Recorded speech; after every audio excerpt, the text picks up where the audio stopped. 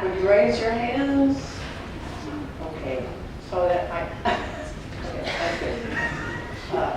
So I guess you can hear me, and I don't know what the protocol will be for the PowerPoint presentation when the talk is over. You didn't say that. Will there be a website where all the presentations will be available? Do you know? Is that going to be the case? I'm going to put them somewhere.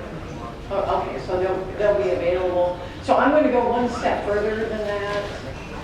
I only talk about things I really care about. And if you'll notice on the slides this morning, there is no copyright symbol. There isn't anything here that says this belongs to Linda Rising. And I hope that when we get to the end of the talk, you will say to yourself, oh, I wish someone else from my organization, or I wish someone from my family had been here. I wish they had heard this talk. So I can't go to your house. I can't go to your organization. I'm just one person.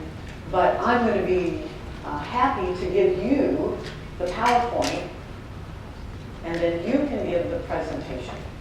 You can change it up. You can add to it. You can do anything you want. So on the first slide, you have my email address. Send me some email. Say, Linda, you said you would give me your PowerPoint presentation. Would you do that, please?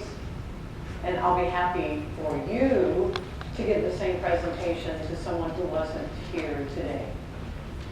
And that's true for any talk. If you Google on Linda Rising and you see I talked about stereotyping or deception and estimation or any one of the other talks that I've given, I'll be happy to send you those PowerPoint presentations as well. As you can see, I'm incredibly old. And I know that I don't have time to go to all the cities and all the conferences and give the talks. So you will have to help me. You'll have to do that. Okay, good. Don't raise your hands. Just think about it. Which one of these attitudes, which one of these ways of thinking describes your mindset? Is it the first one? I believe that you have the intelligence you were born with, and you can't do anything about that, and you can't change it. Whatever you were born with, that's what your fixed intelligence will be. You either have it or you don't. So that's one attitude or one mindset. And since it's rather fixed, that's the word I'm going to use to describe that. That's the fixed mindset. You have what you were born with, and you cannot change that. Let's look at the second attitude or mindset. Of course there's a difference in individuals. Of course there's a difference in what we had, what intelligence we were born with. But I believe that if I'm determined and I work hard, I could be better tomorrow than I am today. So that's a little more like growing or improving. And I'm going to call that the growth mindset. And of course we know that we hold both of these at various times, but what the research around these mindsets shows is that we lean in one direction or another. We have a preference. So think about what your preference is. Do you lean toward the fixed mindset or toward the growth mindset? And this is not just true for intelligence, but for any talent or capability. You have it or you don't. Or of course, what you're born with has a large factor in determining your success, but you can get better. You can grow.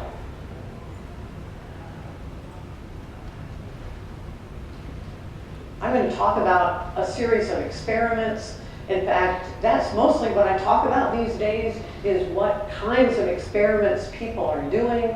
Our industry is notoriously bad. We don't do real experiments. How many of you are doing Agile something? Some Agile flavored thing? Good, okay. And how did you decide that?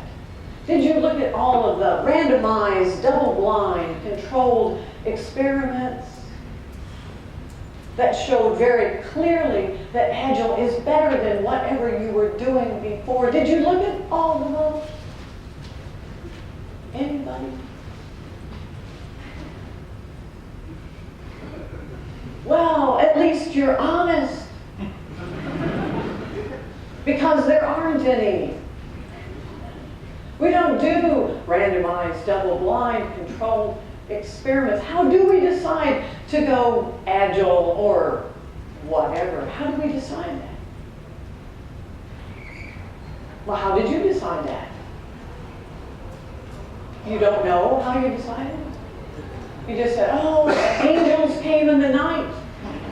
And they said, Agile, go Agile. Oh, that's how it was for you? Okay. It's probably as good as any other way we have of deciding, because most of it is based on stories. We tell each other stories. Oh, I tried Agile and it really worked for me, so you should try it. So I'm going to talk about experiments. And it looks like one experiment, but this experiment has been validated. It's been repeated many, many times with lots of different kinds of subjects. So in this particular version, I'm going to talk about children. I wonder what that has to do with software development. I'm going to talk about children, and I'm going to use the word students. But I want you to know that it could be sports teams, business leaders, developers, testers. It could be anyone. It could be me. So this experiment happens in a series of phases. And in phase one, the students or the subjects were all given a very, very easy test. In fact, it was so easy that everyone, all of the subjects, they did very well on the test. And then we're going to do something magic. I'll explain it later. But somehow we're going to do a randomized study. We're going to divide the subjects into two groups. And we're going to somehow create one group that holds the fixed mindset and another group that holds the growth mindset. And I'm not going to tell you how that happens, so you'll just have to trust me. I'm old, so you can trust me. I wouldn't lie. Not to you.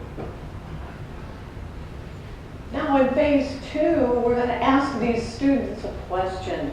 We're going to say, you just took a very easy test. And of course, the students don't know that they're in a group.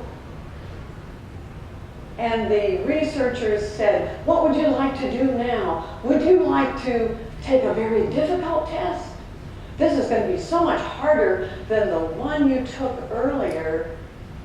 But there's the chance that in taking this very difficult test, you could learn a lot. By struggling, by meeting this challenge, you could learn a lot. So that's one alternative. You could take this very difficult test. Or you could take another very easy test. Now, we've only done one thing with these students. We gave them a test, and then they don't know, but they've been put into two groups. That's all that's happened. Would you think that there would be a significant difference in the response of those students who were in the two groups to this strange question? Would you think it would make a difference? Well, obviously I'm talking about it, so what do you think? Yeah, it made a significant difference. In fact, the very first time these experiments were performed, the researchers were astounded. And so we can't believe how different these two groups are now when we ask them this question, because look at the results. About 90% of those who had been unknown to them put into the growth group said, oh yeah, I want that challenging. I want that difficult test. Whereas about 80% of those who had been put in the fixed category said, no, I want to take the easy test. So why would that be? Why the difference? Any ideas? Mindset? Well, yeah, that would be the reason. But why for each mindset? Why? Comfort. Comfort zone. Yeah, and suppose you've been put, you don't know this, but you've been put into the growth mindset. That means that you believe that to get better, you do try hard things, and you welcome challenges. The astounding result of all of this research is the impact that holding one mindset or the other had. And if you have the fixed mindset, you believe, I have it, or I don't. And if that's true, then my job is to look good so that everyone will think I have it. Everyone will believe that I am intelligent or talented or a good programmer or a good tester or what. My job is to always look good. If I take a difficult test, I might not do so well. So holding one mindset or the other now determines the kind of challenges you welcome. Whether you try difficult things or not. Beyond statistical significance. Phase 3, give a very difficult test. And while they're taking the test, the researchers asked all of the students to talk out loud. And they noticed that those who were in the growth mindset group, as they're taking the test, would say things like, wow, this is really hard. I better take my time. I better slow down. I better think carefully. If there's something I don't understand, well, I could raise my hand and ask the teacher. She might help me. Those in the fixed mindset, on the other hand, as they're struggling with a difficult test, would say things like, I can't do this. I must be stupid. It's too hard for me.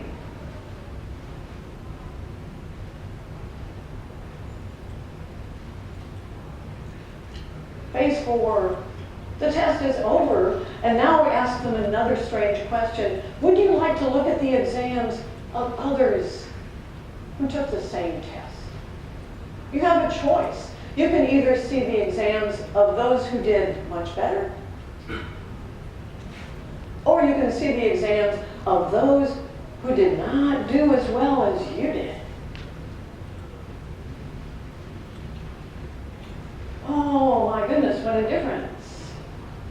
Those who are in the growth category said, oh yeah, I want to see those exams of those who did better, because now that I have a chance to learn, I can see what they said for questions where I didn't understand, or questions that I missed. It will be my chance to learn. Whereas those in the fixed mindset said, no, I want to see the exams of those who didn't do as well. Because then I can say to myself, I'm better than they are. Another characteristic, as it turns out, of those in the fixed mindset is not only do I always want to look good, but I'm also interested in making others look bad. Because the repercussion there is that I will then look better. All this from a very small manipulation at the beginning of the experiment. Well, let's go back and give them another easy test, just like the one in the beginning. They've been through a little bit now. They took an easy test and then they took a difficult test. So going back and giving them an easy test, well, you'd think there wouldn't be much change. And what the researchers found is that the growth mindset students got better by going through the experience of having the challenging exam and struggling and learning about how they learn, which is one of the things that happens in a struggle. Whereas those who were put into the fixed mindset, they're not as good as they were. They have sort of made themselves a little less intelligent.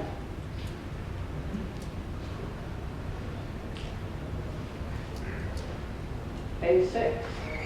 They said, we're going to do this experiment again. In fact, we're going to do it a lot. So would you like to write a letter to the students of the future to tell them, to prepare them for this set of examinations? Do you have any advice for them? And oh, by the way, you could also tell them your test scores. In reading the letters from those in the growth mindset, what they found were, well, encouragement. They were, I guess you could say, coaching the students of the future. They were saying, you're going to have some difficult struggles in this hard test, but take your time. Slow down, read carefully. You can do better than you think you can. Don't give up. Those in the fixed mindset said, well, you're going to take a difficult test. You're probably not going to do well. That's just the way it is. Hard things, well, most of us don't do well. And there's not a whole lot you can do about it. And then, as you can see, 40% lied about their test scores. They raised them. They made the test scores higher. Another characteristic of those in the fixed mindset is they will deceive. Another word for that is cheat. They will cheat. This is from the work of Carol Dweck. And I like to give away books. I also like to buy books. So I found at the end of the year, I clean out all my books, and I found an extra copy of Carol Dweck's Mindset. I'm just going to put that here on the floor. I would like to see that disappear by the end of the talk. I'm not sure how that will happen, but maybe you can think of a way. All right. It's Carol Dweck's research. That's what that book is about. It's a series of stories based on experiments. I know, except for this gentleman, you don't have time to read books. So there are a lot of online articles. Remember, I'll send you the PowerPoint. You don't have to write that down. And furthermore, if you can't find these, send me an email. Linda, you mentioned an article. I can't find it. Would you send it to me? I'll be happy to do that. How many of you have children? If you have children, you should especially pay attention to the second article, how not to talk to your kids. And will you promise me that you'll either find that or send me an email? and that you will read that. Thank you. Read that part. So what we've got is a set of characteristics that sort of spill out of the fix or the growth mindset that result from the holding of one of these attitudes or another. So I've got the fixed on the left, and I'm going to move from growth to agile. Because in looking at this research, it occurred to me that a lot of what the growth mindset is all about is really the heart of Agile. It has nothing to do with a daily stand-up. It has nothing to do with retrospectives. It has nothing to do with any of the practices, but it has everything to do with the mindset. It has everything to do with the essence. It has everything to do with the heart of Agile.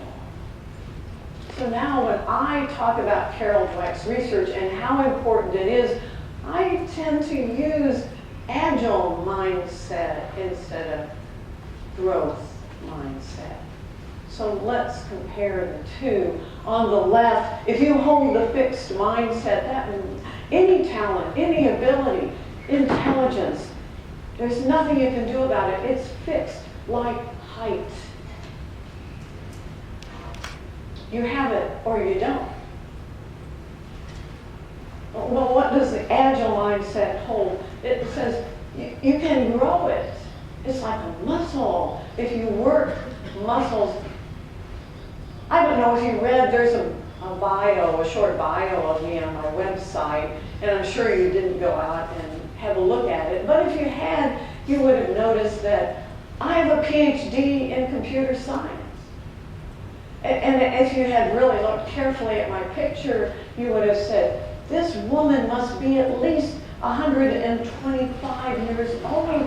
How could she possibly have a PhD in computer science? When she was in school, I think people were sitting in a circle on the ground around a fire, knocking out messages on stone tablets.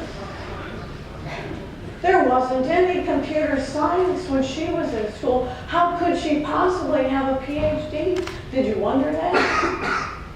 Because you would be right. I didn't really have any encounter with computer science until much later in life. I started out as a chemist, a biochemist. And it wasn't until later that I moved into computer science and I went back to get a master's degree, and then I thought, I would like to finish my PhD, oh my goodness. And my goal at the time was finish by 50. How many of you came in the room today with a dream? And you said, what I'd really like to do is, I want to start my own company, or I want to go back to school, but oh no, I'm too old for that. After all, I'm now 35. Much too old. Much too old. So I did finish by 50.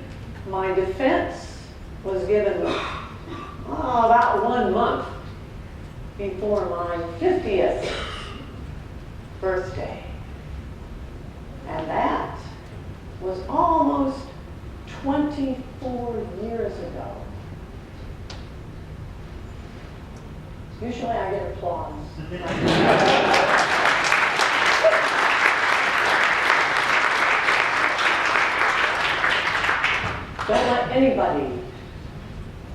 Don't let anybody ever tell you that you're too old, or too young, or too tall, or too short, or too Romanian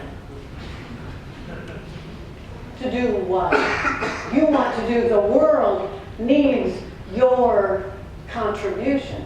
And if you hold the Agile mindset as I do, that means you're always growing and you're always learning. The best news from biology now is that, well, you can continue to build muscle and bone and brain until you die. But it takes work. You have to be determined, and you have to be willing to invest of your time and energy. So if you hold the Agile mindset, you know that that's how you get better. It's by investing your effort, and then you get better. It is possible. What about the goal? The goal for the fixed mindset, if I believe that what I have is what I have and there's nothing I can do about it, then my goal is to look good. That way everyone will believe that I have it. So everything I do fits with that. I want to look good. That means I usually don't take risks. I might not look good. Whereas those of us who are agile say, no, the goal is not to look. The goal is to get better. The goal is to learn. What about challenges? We know the fixed mindset leads you to avoid challenges. I might not look good if I take on a challenge. Whereas those of us with the agile mindset, we embrace it. And that is a core tenet of agile. Embrace. Embrace the challenge. What about failure? Those children who took the difficult tests, who were in the fixed mindset, said, I can't do this. I must be stupid. I'm not sure, but I think we all have a little voice in our heads. It came from a parent, it came from a teacher, maybe a grandparent. Somebody told you somewhere along the way what you can do and what you can't do, and you listen to that little voice. You give it more credence than you should. And that little voice might be telling you, you can do this or you can't. So now that you know about the research, you should move yourself over here and maybe leave that little voice behind. That's not you. That's not you. Effort. There's a wonderful story about Stephen Hawking when he was working on his PhD at Oxford, and he said, if you had to work, that meant you weren't smart enough. He said, it took me a long time to realize how much fun working is. And of course, if you know Stephen Hawking, who's my age, by the way, that's all he does is work. That's what he lives for.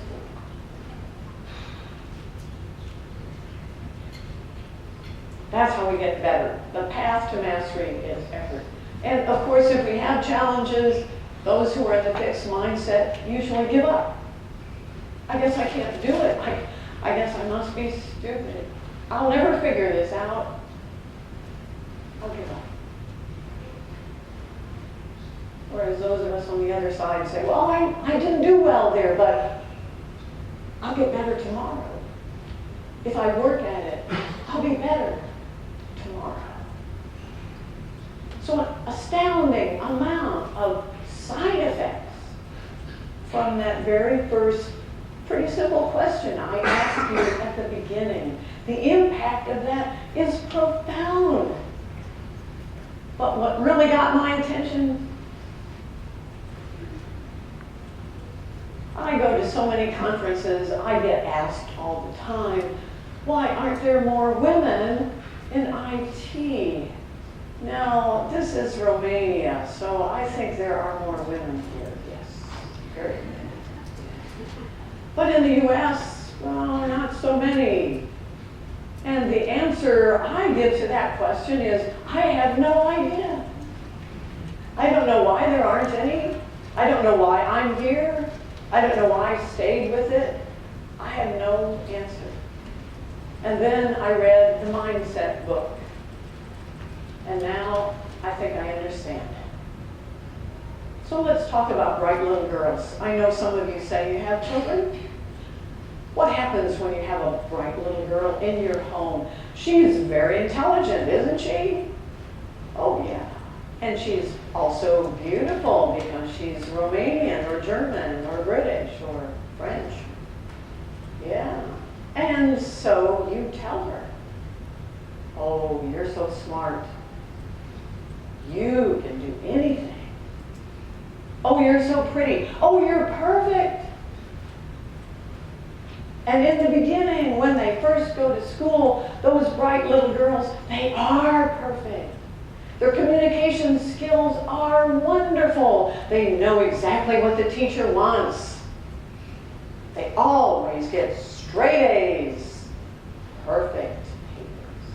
And everyone, the parents, the grandparents, the teachers, all say, oh, you're so smart. You're so cute, just like these teddy bears. And you can do anything. So that series of experiments I talked about, they've done those experiments with bright little girls. And what they find is, as a cohort, that means as a group for study, as a cohort, bright little girls are the most fixed on the planet. They always want to look good. They do not like risk. And when they run up against challenge, they run away from it. So in school, they do well in the beginning, and now the hard math and science starts to appear, and they begin to struggle like everyone, and they say to themselves, this is not for me. I would rather go somewhere else, and they leave science and math behind. The numbers are so clear. Well, Linda, come on, I hear you saying that. Well, what about little boys? What's the difference there?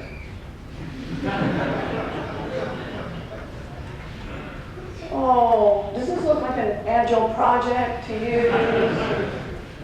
Yeah, it isn't perfect. They should add maybe a little more paint over here. Two bright little boys. Bright little boys in the beginning are always getting into trouble. I'm sure you are not getting into trouble. And what do their teachers and their parents tell them? Look at this homework, it's a mess. You should do it over again. Look at me when I'm talking to you. Pay attention. Why can't you sit still? Why can't you be more like your sister? So when bright little boys run into the hard stuff, well, it's all been hard for them.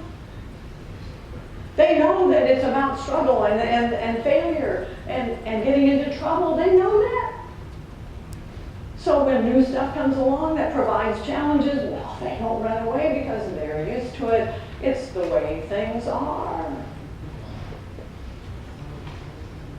When bright little boys have gone through those series of experiments, as a cohort, as a group of study, bright little boys are the most agile on the planet.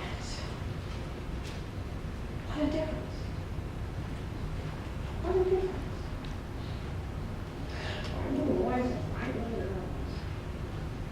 You know, not only people, but companies can hold a mindset. This is Ken Lay's mugshot before he was hauled off to prison. Enron was a financial disaster. Why is that? I wonder. They had a policy of hiring the best.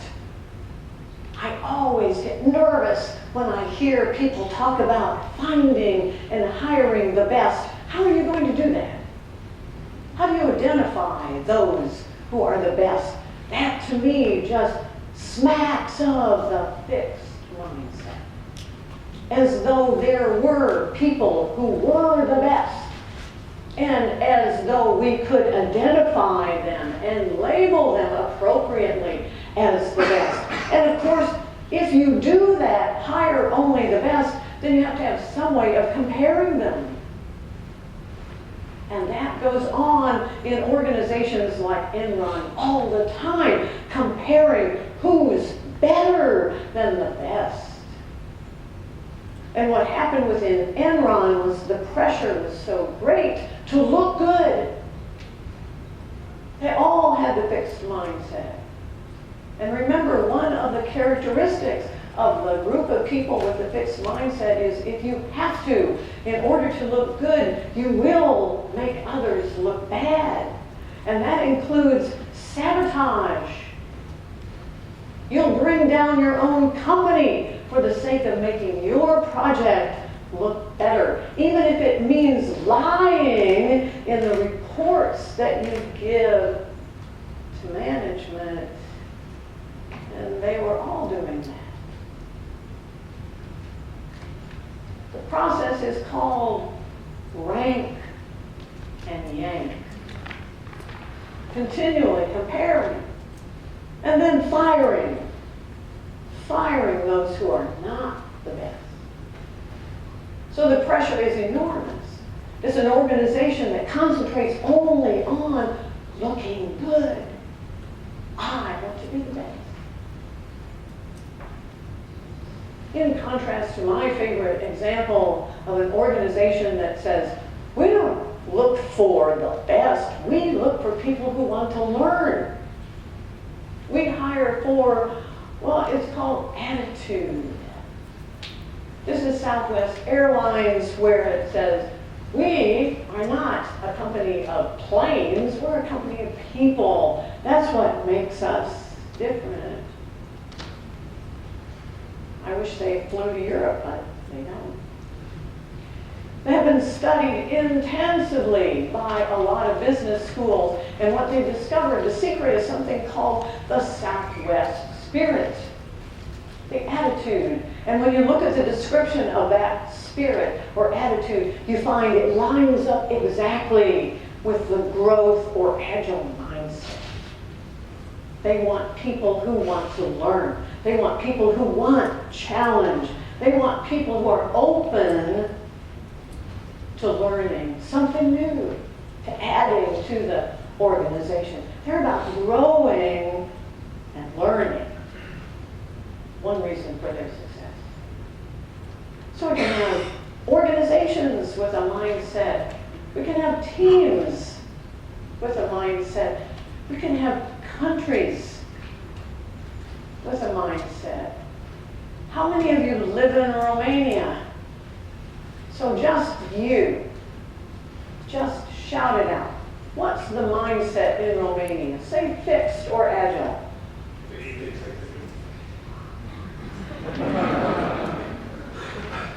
So when I gave this talk in Budapest, not Bucharest, but Budapest, I was talking to a little bit bigger audience, and I said, what is the mindset of Budapest? And the answer was, fixed!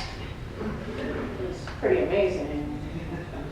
So there's a website for people in Hungary, and again, I'll send you the slides.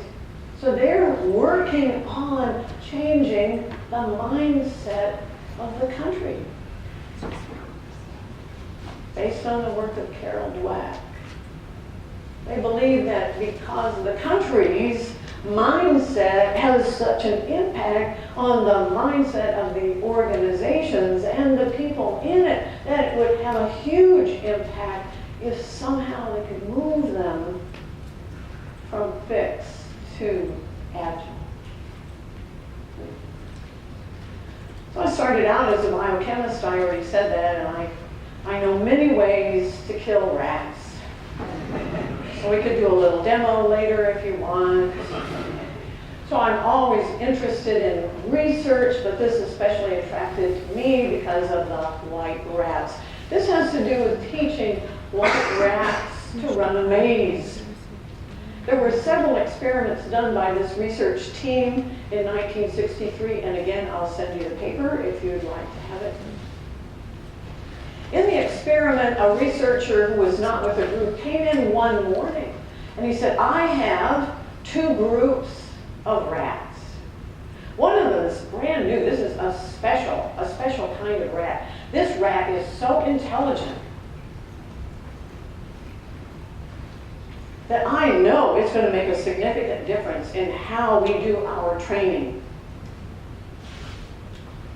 So what they noticed was, well, how long does it take the 2 different groups of rats to run the maze? And what they found was a statistically significant difference between the 2 groups. But in reality, those 2 groups of rats were exactly the same. No difference at all. So what that teaches us, and there are many studies that followed on, is that if you think a rat is smarter than another rat, then you will set up the environment so that smarter rat will do better. If you can do that for a rat, you can do that for people. You can do that for your teams. Your expectations create their reality. Here are 2 papers that talk to the expectations that managers have. If managers believe that you're smarter, you will be smarter. If they believe you're not, then you won't be. I once asked a manager, is that true? That managers make up their minds pretty quickly about who's smart and who isn't? And he said, well, I guess so, but you know what? We do make up our minds early, but we're always right.